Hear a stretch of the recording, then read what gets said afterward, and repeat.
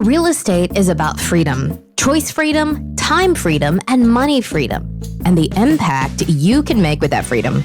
But it doesn't come without cost. Your freedom takes work.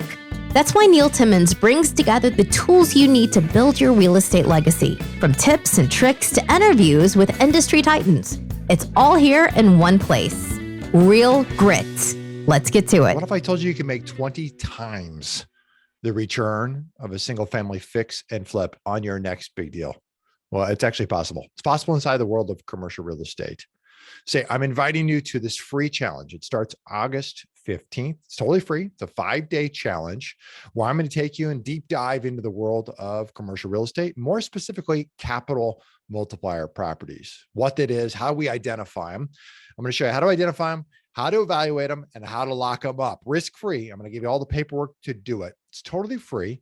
You can sign up to join us at www.20xprofitchallenge.com/real grit. That's www.20xprofitchallenge.com/real grit. And I'll see you in the challenge. Hey, everybody, welcome to Real Grit. I got Kevin Lee here with me. He's out of Sacramento, California. Let me tell you a little about his background.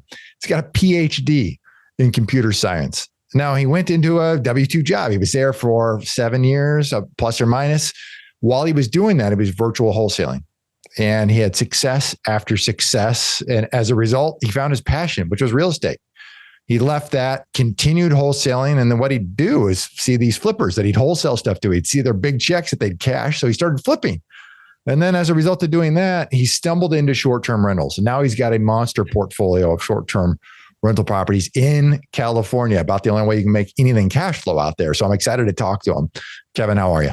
Hey, very good. Thank you so much, Neil, for inviting me over to your podcast. I know that we have kind of talked about it for a while now, and we finally had the time to get together. It's really good to, just see you again. Yes, I know. It's been way too long since you and I connected in person. I miss you very much. Yeah, no, I appreciate that. One thing I know about you is that you're a very smart and then diligent person. You think things through and you've got a strategy. Where did that come from? What was the genesis of that in your life?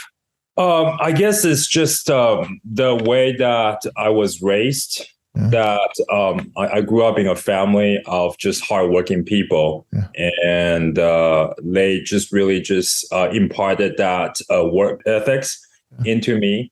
So my mom, she's just a workaholic. My dad as well. So I think that I get that from my parents. My dad, he's very much into reading. He reads a lot of books, all kinds of history books.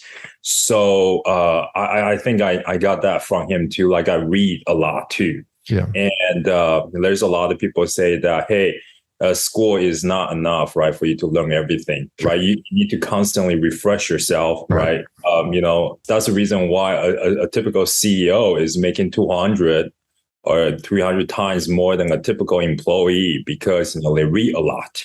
So that always just stuck in me. Yep. So I make sure that I read, whether it's business book, personal development books, or, fiction and so forth. I read so that I can, just kind of keep my mind fresh, stimulated, and always stay on top or on the cutting edge of things. Yeah. You took it one step further. It goes past hard work. It is about smart work, and you've got that. What had you go and get a PhD in computer science? And what was going on that interested you to go that far with it?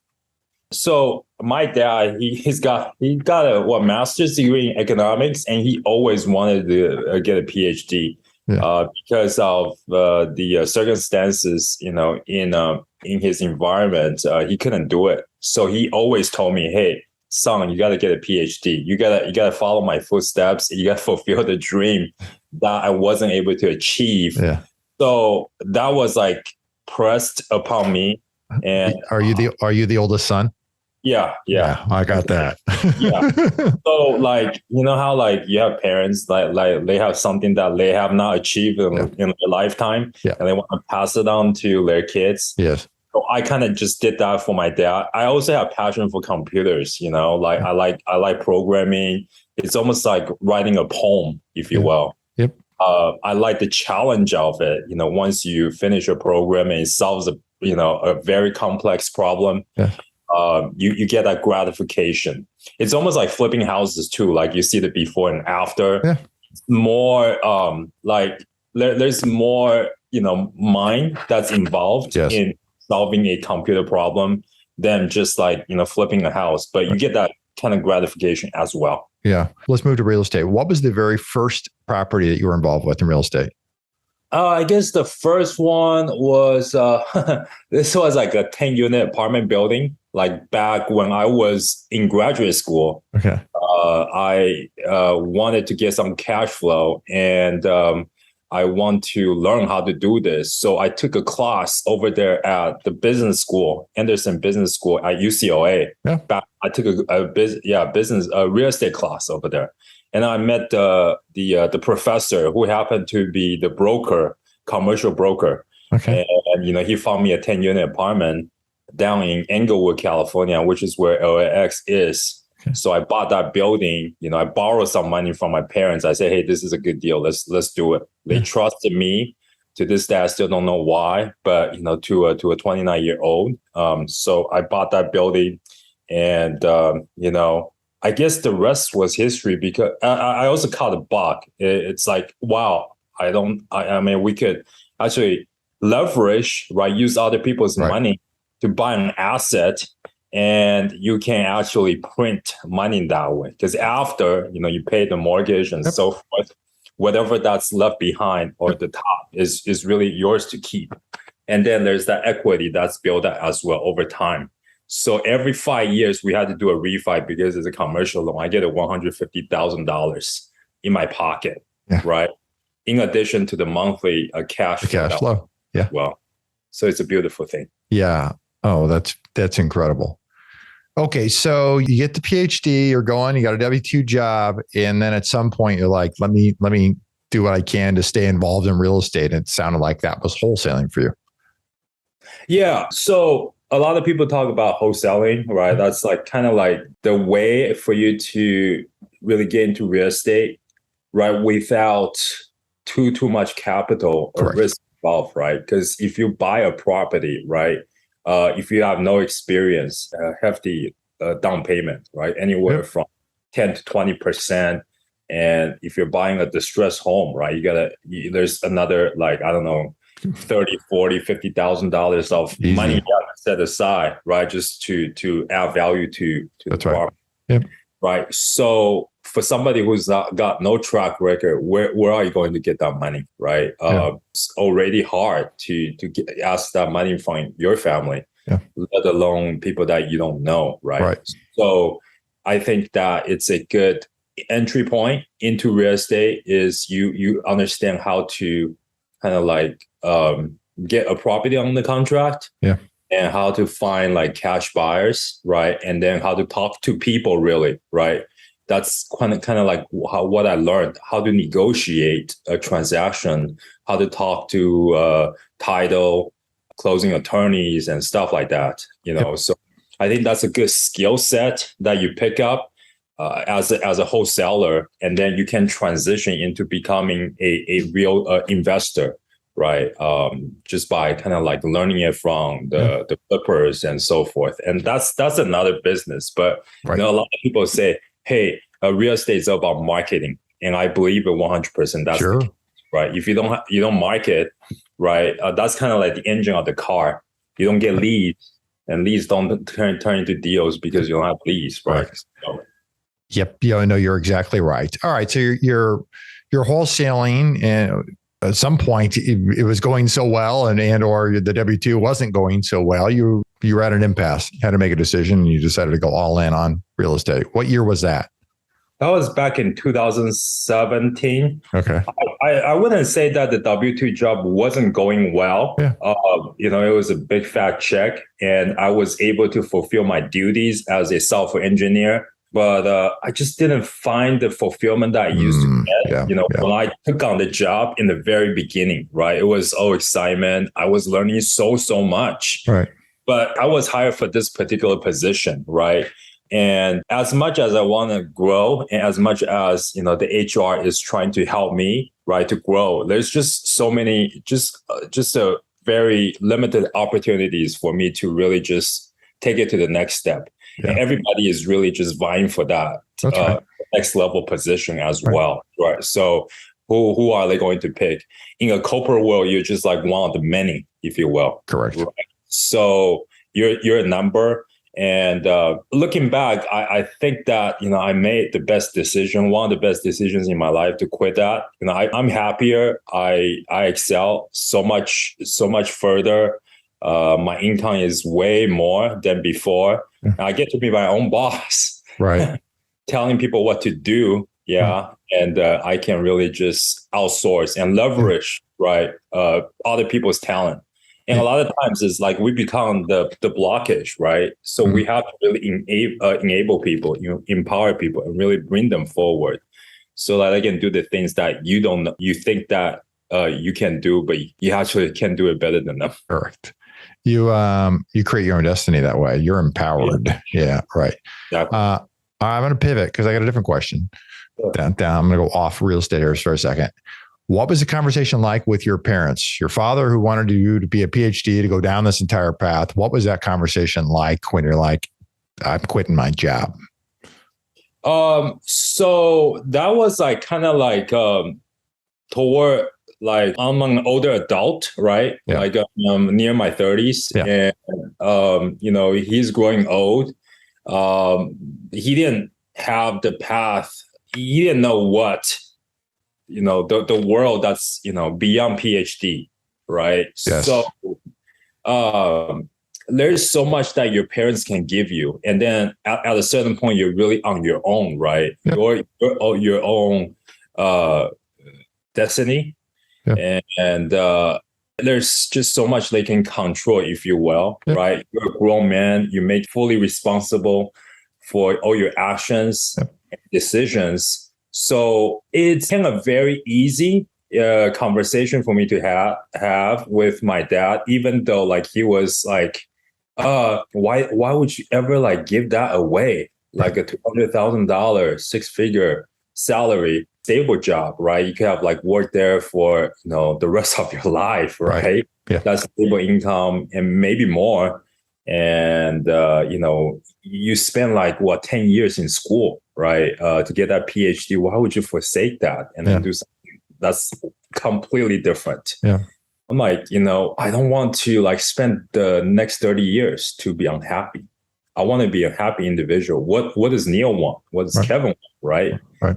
So I think we need to follow our passion, really, to pursue. Yeah, I couldn't agree more with you. I asked that question because I think it's something a lot of people experience. And, the challenge is what do other people think of them? Not more importantly, but specifically, what do their parents think of them? How does that feel? What's that conversation like? And I think for some folks, it can hold them back, what their parents want for them and what kind of, box they define mentally for themselves. And so that's why I wanted to go down that path and ask that question. If I had kids, right? How many do you have, by the way? 3.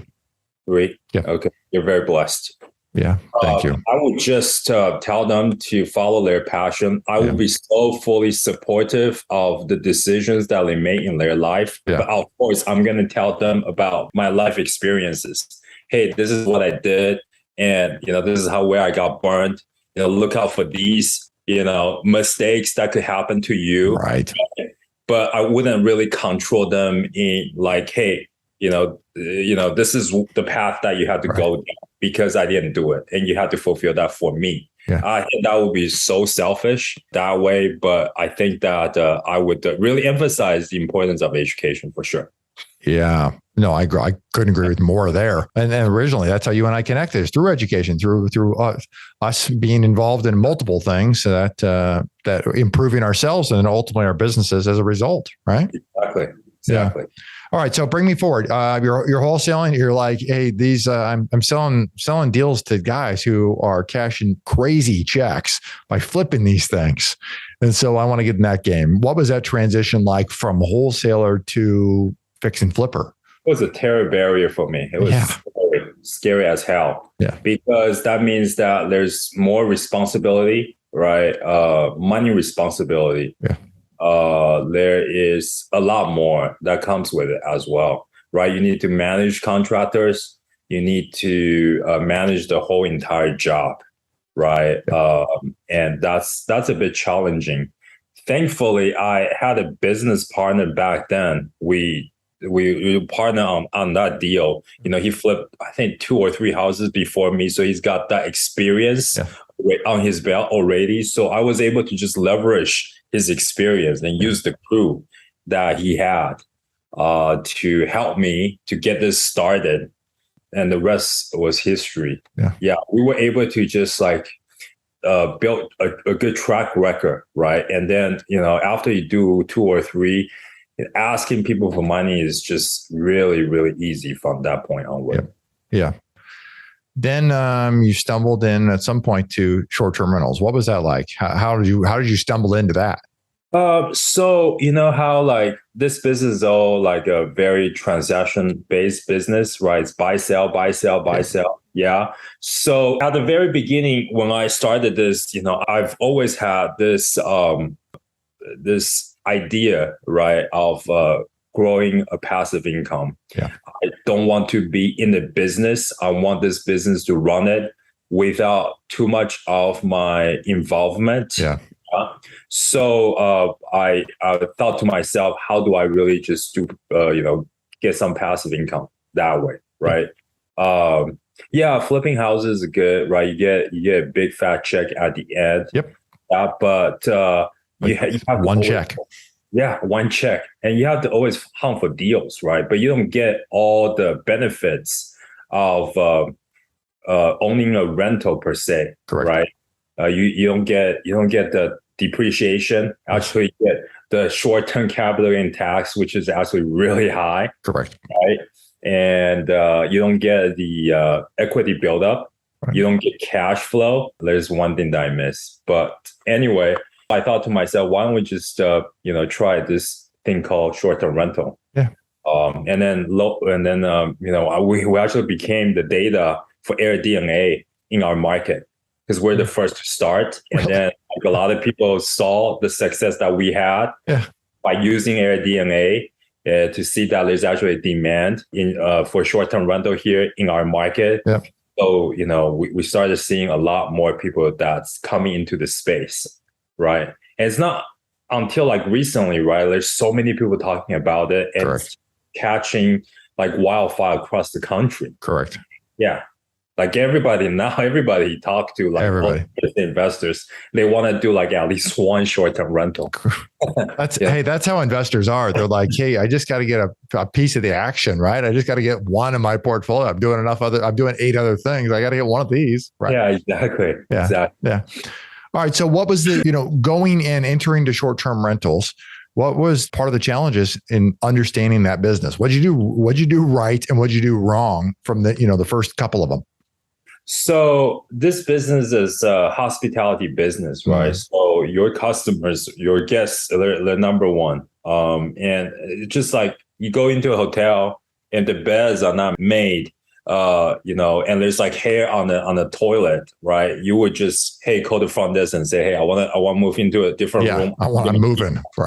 Right. So cleaning is so key to this business, and you want to make sure that you have that conversation with the cleaners. Make sure that you have protocol in place, so that when they clean, right, they take a picture of the unit, so that everything is you can have a VA to just look at the video and then make sure that the cleaner is doing a good job.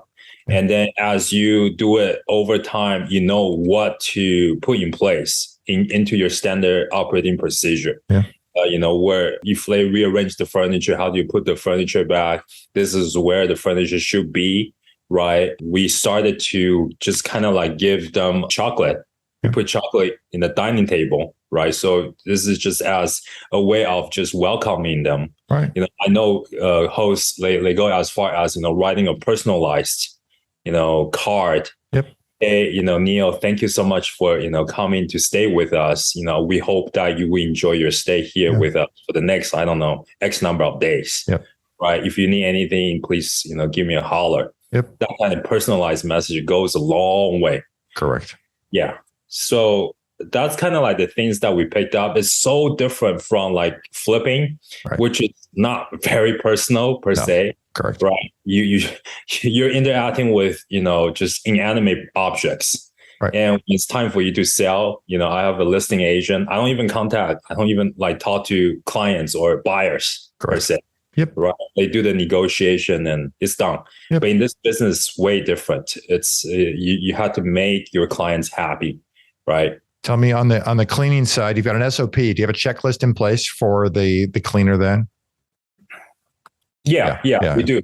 We do have a checklist. We give that checklist to the cleaners, and then they would just go down the list, check out all the things that they're supposed to do after they clean the properties. The furniture in place. What do you have? Pictures, and then you provide that to the cleaner to make sure it's arranged correctly. Yes, that's correct. Yeah. For the first time, and you would just get all the pictures, all the possible pictures, and then if you don't catch anything right, everything, you can always do it the second time. It's an iteration. The SOP is always evolving. Yes, correct. Did you create that from scratch, or did you plug into some training that helped you with that? Yeah. So we have something that we got from these different conferences that we go to, sure, as a template, if you will, but it differs from business to business. So you kind of have to revise it, customize it to your own business. Yep. Yeah. So you started at 1, and now where are you up to right now? We have like 35 short-term rentals. Yeah. I think we just picked up 6 in the last quarter. Yeah. What's your staff and the team look like to support the short-term rental business? So that's kind of like growing as well. I have one virtual assistant, actually 2 that, they work on 2 different shifts. They basically make sure that, hey, they're staying on top of the communication with guests, right? Hey, before the check-in, what do you need to, we have a virtual guide too. We send them a link to the virtual guide.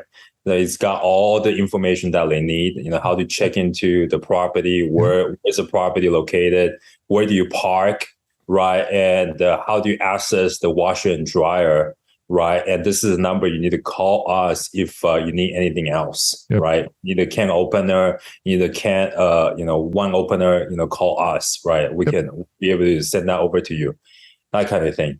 So that, and then I think we have 10 cleaners. Yeah, on payroll, and then they just like kind of constantly. And my VA is coordinating with the cleaners. So we have the schedule that's made out for the very next day, so they know where to go. Property by property. Are those cleaners on staff for you only? Yeah. They're full time for you. They're independent contractors. Yeah. Okay. Yeah. Do they clean for other people? Is my question. Oh, okay. I see. I am not very, I say you guys are welcome to work for other people. I will even refer because I want them to maximize their revenue, right? Income, right? So if there's like, I don't know, 3-4 hours of a gap, right? Today is like really light, and then I have possibly other landlords, right? It's called co-hosting, by the way. You can actually manage other people's properties for them. At some point, right? So you can actually just tell them to go to these properties and clean, and then you can find it that way. Okay. Yeah. Your VAs, you have separate shifts? You got a first and second shift then? Yeah. So one is night shift, one is day shift. Yeah. Well, it's incredible. Looking forward, what's the goal for you guys? You're still fixing and flipping today, right? Yeah. You're fixing, flipping, that generates big checks, and then you deploy that cash into the short-term rental business. Exactly. So the goal is always to just acquire or to, build out that massive, like a portfolio of rentals, right? And then the passive income that way, right? You get all the write-off, from that department, right? So that I don't think that's ever going to go away. I thought about really just maybe possibly managing other people's properties for them. Right. There's a one route to go down on the short-term rental basis. Yeah. Or just to exit by, selling all the portfolio to maybe an institutional, Wall Street, private equity. Yep. or investor, right? So that's another route. I know that there's somebody that's in the mastermind that did that and exit. He owned like a big property management company with lots of rentals. I think he sold like 50 or something, like a couple years ago. Okay. Yeah. Do you know Todd? I do. Yeah. Yeah. So I Absolutely. think he did that. Yeah. In Alabama. Yeah. Okay. Yeah. Yeah, there's certainly a demand for it, and in this world, even as long as short-term rentals have been around, which feels like a while now, it's the business and the management thereof is still evolving, and Wall Street's participation certainly is evolving. Yeah, exactly. So I think if we can make it a sellable business, well, like we have system in place for another operator to come in and to take over, it becomes a sellable business, right? And then I think the ROI, is high enough for somebody, over there at Wall Street to really just look at us carefully. It's fair to say you're not really, how about this? You're not just in the real estate business and a short-term rental, you are in the hospitality business. Yeah, exactly. You get that piece wrong, you've screwed it all up. There's so many things of making money with real estate, right? You can have any kind of business on top of real estate, right? And then that's a separate business, in and by itself, right? Whether it's care facility, which I also have, right? Senior care facilities. Oh, yeah. There's hospitality business, right? Whether it's selling McDonald's burgers, right? They're separate, but you're still collecting that rent, correct, if you as the landlord. But the business itself is also making money. So you're making money on both ends and benefiting each other. How do you finance the short-term rentals? So we use, there's like actually lenders out there that you can use to refi. We have a bridge loan, right? That's like up to 1 year. And then we refi ourselves out of the 1 year, once we stabilize the property. To feel that, I can, there's actually 2 or 3 that have favorable terms. And I think that I see that there's a lot more that lenders that's entering into this. That space is evolving because the numbers on the short-term rental side don't look like the numbers on a traditional rental side. Exactly. Yeah. And I think the lenders, they're becoming kind of smarter. They need to have a product for something that's missing, in the marketplace. Sure. Right. And a lot more people, especially the coastal states. Correct. They started doing a short-term rental because that's the only way they can cash flow. Correct. So why don't we roll out a product to service these borrowers? There's a demand for it. Now you got to create a supply, right? Exactly. Yeah. Exactly. Yeah. No. All right. Talk to me about the senior living facilities. Yeah. So assisted living. So I have 45 beds. I started that when this speaker, Gene Guarino, he passed away. Gene, what a great guy. I know. Yeah. So he came and spoke about residential assisted living. Yeah. How it's another kind of like way of making money with real estate. Yep. You buy a residential home, right? And then you would put seniors right in your homes. You hire a caregiver to take care of them. These are people that are able to ambulatory, but they just cannot they can't live by themselves because there's a tendency for them to fall, right? They don't have their kids, to watch over them. They, usually live by themselves. Yeah, and they don't necessarily want to be in one of those enormous facilities with 200 or 300 other people. Facility, where the caregiver to the resident ratio is actually really, really low. You have one caregiver taking care of like hundreds of, residents. So in this small home setting, we call it a home-like. Right. You get that care, kind of like one-on-one care. And there's also that interaction that you don't really get in your home, right? Because you're just living by yourself or from the big box facility. Right. So we're kind of like, if you will, we get the best part of 2 worlds. We get that intimacy, and we also get that care. The demand for that has to be crazy. Especially like nowadays, because we got a big population of baby boomers, right? Yeah. Huge. So they call it the Silver Tsunami. Yeah. Right. Yeah. So it's coming. And I think we're actually the beneficiary of that big population there. Sure. you think about like the journey, right, of any human being, right? Yeah.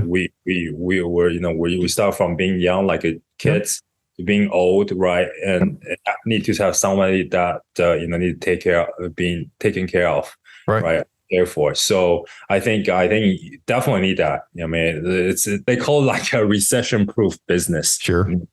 Yeah. Right.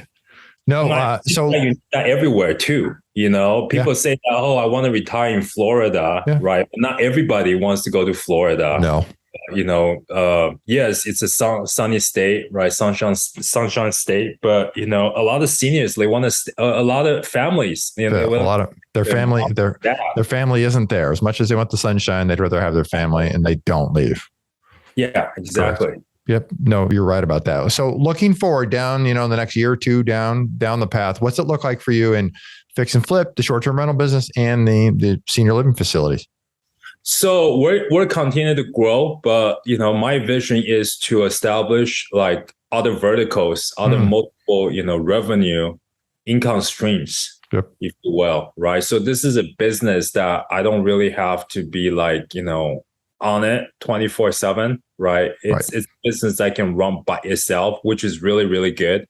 So I'm looking at other opportunities where I can, get myself into and then grow it that way. That's right. That's terrific. Yeah, I think that's basically, I think it's just like how an entrepreneur thinks too. Yeah. Right. Like we're always looking for that shining object. What is the next, big thing, if you will? Yeah.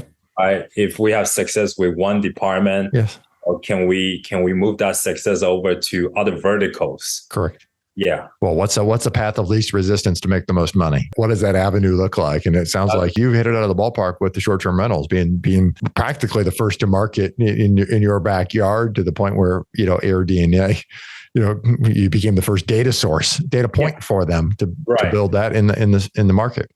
Yeah, for sure. Yeah. So it's always, I guess you got that early adopter or the first entrant advantage. Yeah. Right. So so we're always looking. That's great. I want to move on to the final segment, what I call 4-4 impact. Your favorite quote is what?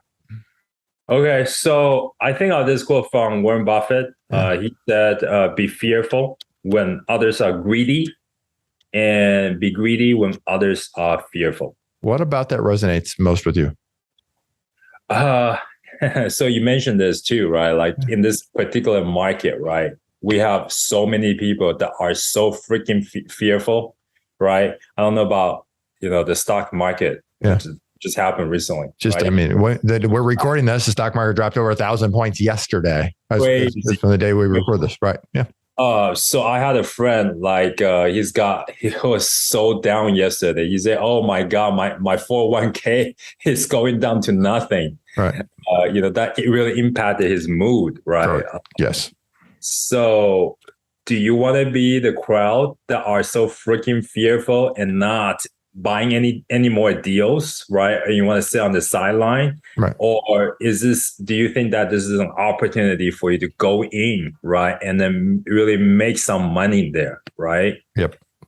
In good times, there's so much money to be made, right? But that's probably the time you need to be like fearful. Money's made in good times. Generational wealth is built in bad times. Exactly. Yeah. Exactly. What do you think holds most investors back from hitting their personal next level? I think it's just being comfortable. Yeah. Yeah. Just too comfortable. Yeah. Being comfortable. The thing is, like, we can get eliminated as well, right? There's going to be another new kid, who's got more hunger than you do, right? If you're comfortable, you get eliminated. You're not in the scene anymore, right? Maybe that's what they want to be too, because at some stage in life, you just don't want too much stress, right? And they're okay with that. Yep.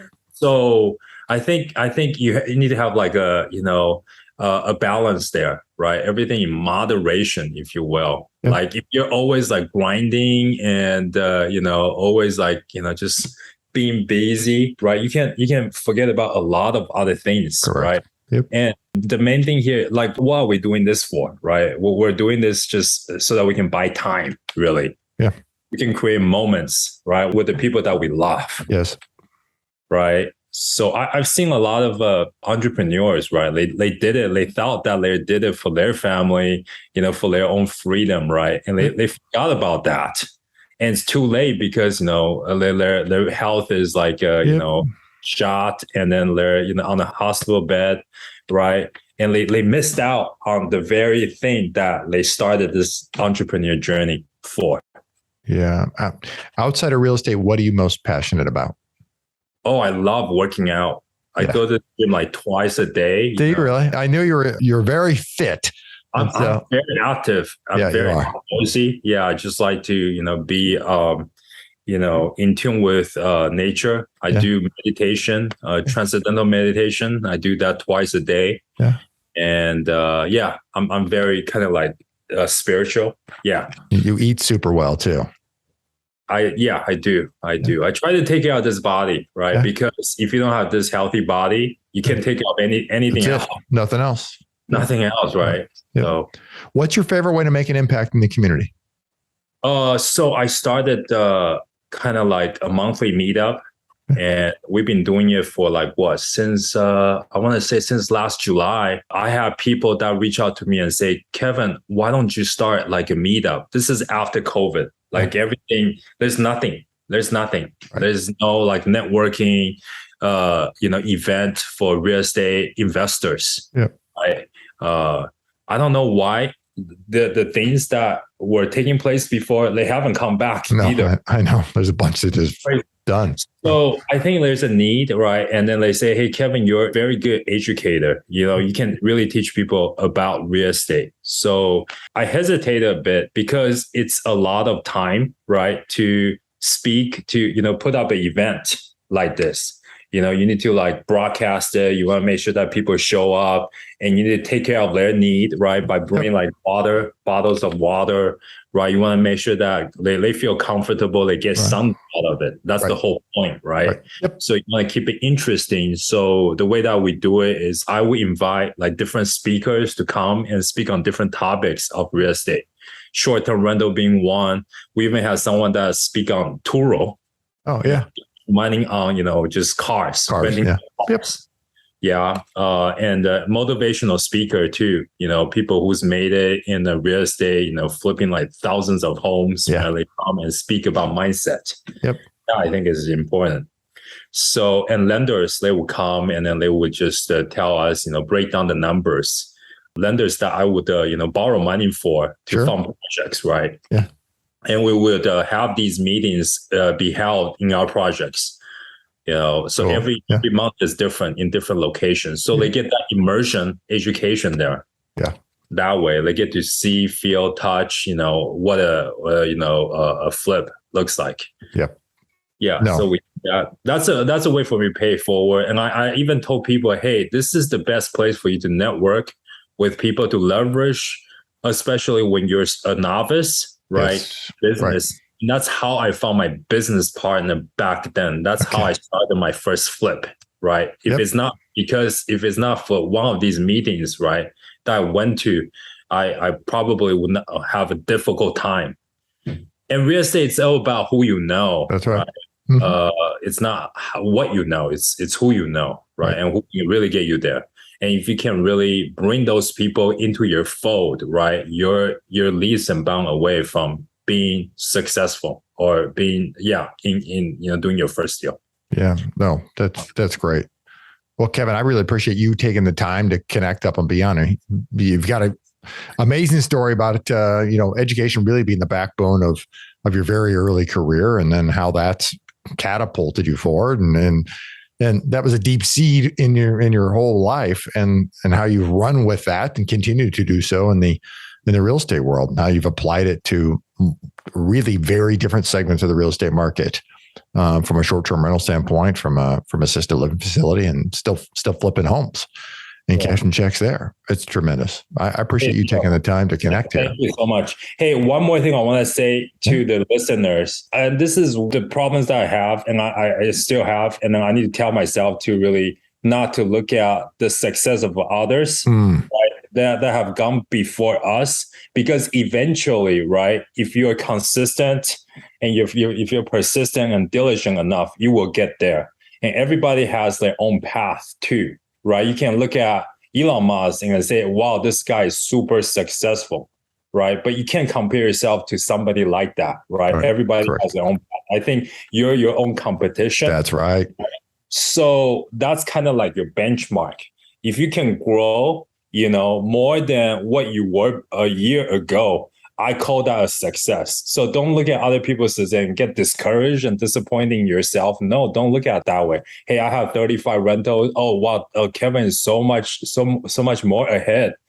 How am I going to get there? No. If you can get 1, 2, 3, 4, just work at your own pace, right? And eventually, people will look at you and say, oh, yeah, this person is super successful. I want to be that person. Be yourself and just, and I guess that's the best way of looking. That's sound advice. I think this is the whole point of this podcast too, right? Is really to just give people patterns, right? Hey, success is really possible. And there's so many people that have done it, right? And you can do it too. We can provide, some guidance there, pointers, so that can open up your mind. But it's up to you to just maybe take this little nugget and implement it. Short-term rental happens to work for me in my market. Perhaps it works for you as well, or maybe it doesn't. Long-term rental is the way to go, right? And you don't want to manage people, the headache that guests may have, right? So you can do that route too. But I think Neil is laying the tracks, just giving all the possible tools that you can have in your tool belt so you can deploy them whenever you see a fit. Kevin, for people who want to find you, they want to follow you, where can they go? How can they connect with you? You can follow me on Instagram. I'm very active on Instagram. DM me there. My Instagram handle is Insightful Kevin Lee. Insightful Kevin Lee. We'll make sure we get the link below for everybody in the show notes. Kevin, I appreciate the time, man. It's good to see you. Awesome. Thank you. You bet, buddy. For everybody here at Real Grit, I'm Neil Timmins, reminding you that real estate requires real grit. See you next time. What if I told you can make 20 times the return of a single family fix and flip on your next big deal? Well, it's actually possible. It's possible inside the world of commercial real estate. Say, I'm inviting you to this free challenge. It starts August 15th. It's totally free. It's a 5-day challenge where I'm going to take you and deep dive into the world of commercial real estate, more specifically, capital multiplier properties, what that is, how we identify them. I'm going to show you how to identify them, how to evaluate them, and how to lock them up risk-free. I'm going to give you all the paperwork to do it. It's totally free. You can sign up to join us at www.20xprofitchallenge.com/real grit. That's www.20xprofitchallenge.com/real grit. And I'll see you in the challenge. If you like our content and want more, you can access it at realgritpodcast.com. You hear it guest after guest. Instinctively, you already know it. But let me call it out. The most expensive action is inaction. The real estate market is full of opportunities. You just need to uncover them. You can build a business that lasts for years, makes monumental impact in the lives of those that you love. It's not just about business, but about the freedom you get because of it. Have you ever heard the saying, if you want to go fast, go alone. If you want to go far, go together. I believe that partnering is essential. In fact, I partner with hardworking investors all the time. The point is that you can get a lot further with the right partner. Let me say it again, the right partner. If you've ever thought about partnering with anyone, or if you have a partner now, I encourage you to download my free Partner and Profit Guide, which includes the top 5 must-answer questions to evaluate a profitable partnership. You can find it at www.legacyimpactpartners.com. I'll see you in the next episode.